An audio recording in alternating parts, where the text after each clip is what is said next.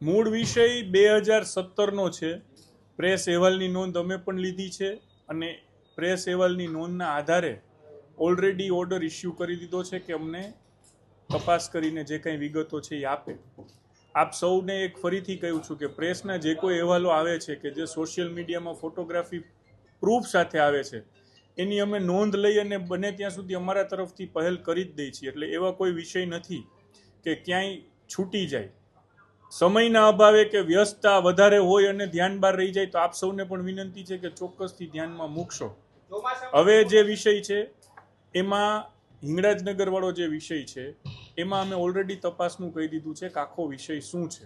અને એકમાત્ર હિંગળાજનગર નહીં પરંતુ ખૂબ સઘન તપાસ થાય અને આજે જેમ પ્રેસ મીટ થઈ છે એમ નેક્સ્ટ વીકમાં અલગ વિષય ઉપર અલગ પ્રેસ મીટ ચોક્કસથી કરશું.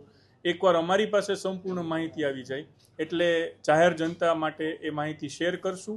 અને આપ બહુ સ્પષ્ટ માનીને ચાલજો કે ગુજરાત સરકાર દ્વારા રાજકોટ મ્યુનિસિપલ કોર્પોરેશન દ્વારા એકદમ સાચી નીતિ સાથે અમે કામ કરી રહ્યા છીએ અને જે નીતિ છે એ નીતિ મુજબ જે કંઈ ચાલવાનું હશે અમે એના પથ ઉપર ચાલીશું.